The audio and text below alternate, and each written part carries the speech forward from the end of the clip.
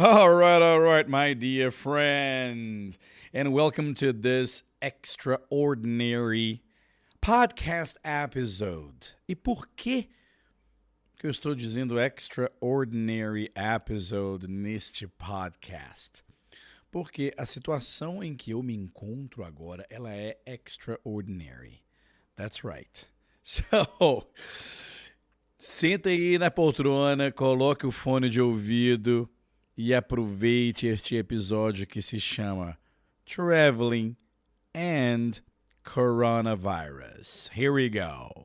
Lembrando que lá no blog você poderá baixar a transcrição dessa história que eu estou prestes a te contar para você treinar o seu read and listening. Espero que goste.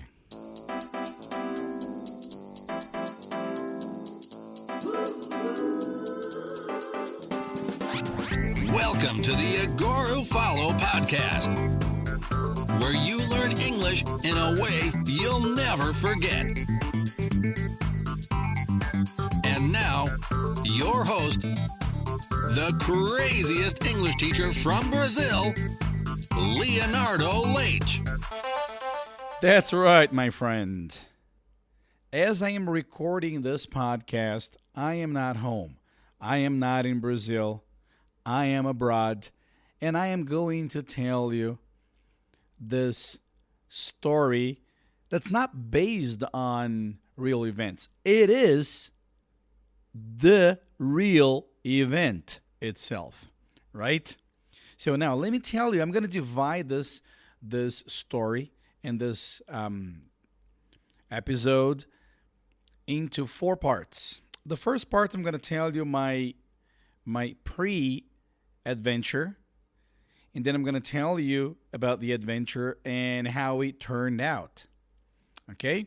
So in the first part, listen carefully, because using this true story, we can use it as a magic story, and I can ask you questions, you can answer the questions, retell my story. E, my dear friend, o que eu vou contar para você agora é uma coisa muito interessante, porque é exatamente o que está acontecendo neste momento enquanto eu gravo este episódio. Right? So, let's do this. Well, on the Friday, I believe it was the 13th. Yes, the 13th of March. It was last Friday.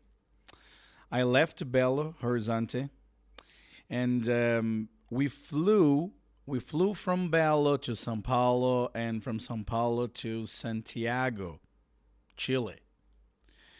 We arrived in Santiago, and then we headed for Mendoza.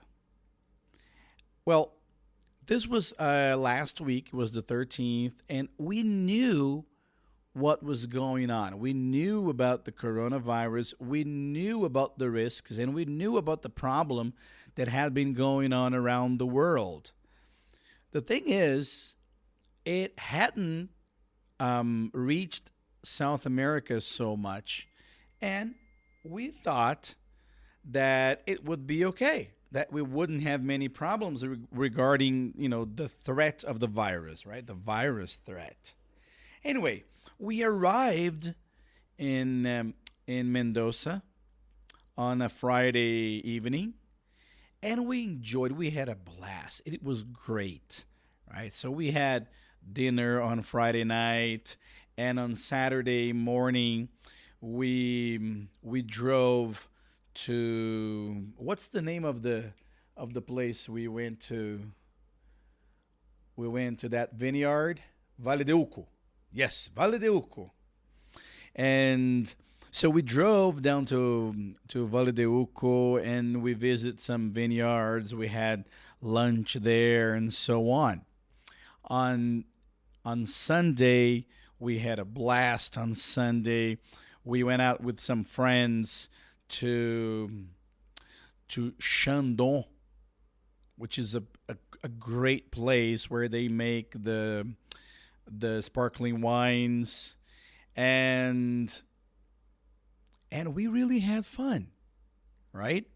Now, on Monday, we started to notice a certain move towards a situation of lockdown. Do you know what a lockdown situation is? That's exactly what's going on in Brazil right now.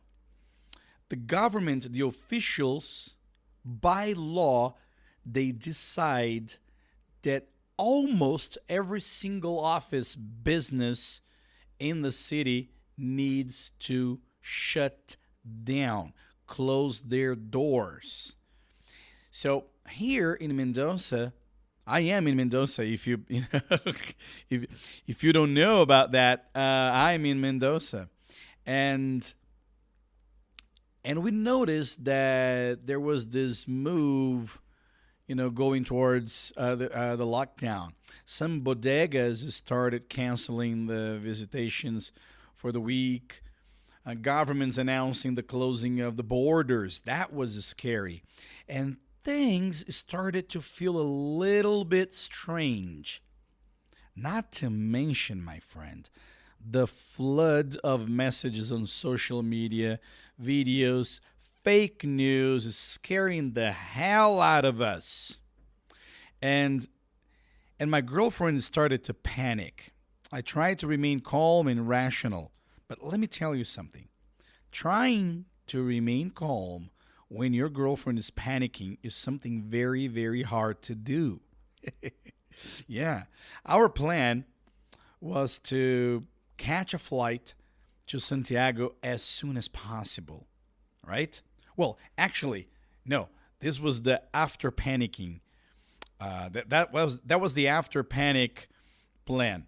Our original plan was to catch a flight to Santiago, spend 4 nights there, enjoy the city of Santiago, and fly back to Brazil on Saturday morning. One of the first rumors we heard was that Santiago was about to close their borders on Wednesday. And plus, they might want to keep foreigners in quarantine as soon as they arrive. So these were the rumors. We had to make a decision. On Tuesday, we decided to stay in Mendoza and catch the first direct flight to Brazil. But the thing is, they were either sold out or canceled. We couldn't find a flight to Brazil, direct flight to Brazil from Mendoza on Tuesday or Wednesday or Thursday. So the flight we got was set to go on Friday afternoon.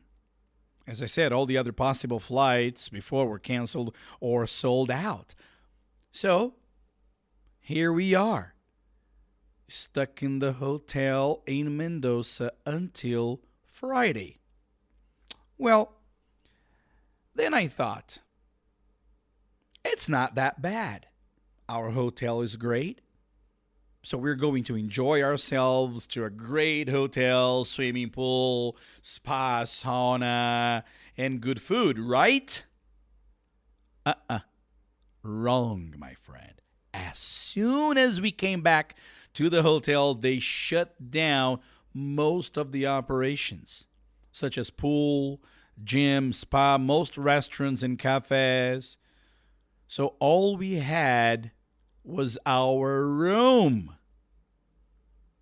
Well, okay, no problem. We'll enjoy the restaurants in the city, right?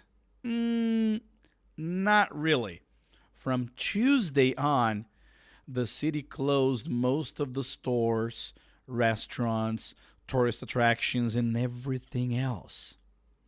Well, some bars and restaurants are still open, but very, very few. And these are the ones that are still making our stay a little more pleasant. We went out for a walk this afternoon and we could find a nice cafe. And we had some beer and the girls had some wine. It was nice. The city of Mendoza is great. What is not great is the city of Mendoza during an emergency lockdown. People are scared. Many of them don't have much information about the virus or the situation, and some of them were even rude to us, as if this was all our fault. It's been an interesting experience so far. And here is the question. What have I learned from this? Well, I can give you a few facts. Number one, this is serious, my friend, and concerns all of us. This is our responsibility. Number two, these measures, these lockdown measures are necessary, and things could be worse if these measures hadn't been taken. Third, I could notice that some governments are faster in action than others. Some people are more law-abiding. People obey the law more often than others. And last but not least, my friend, it's time to take action to protect ourselves. It's time to stop for one moment thinking only about yourself and think about this problem as our problem.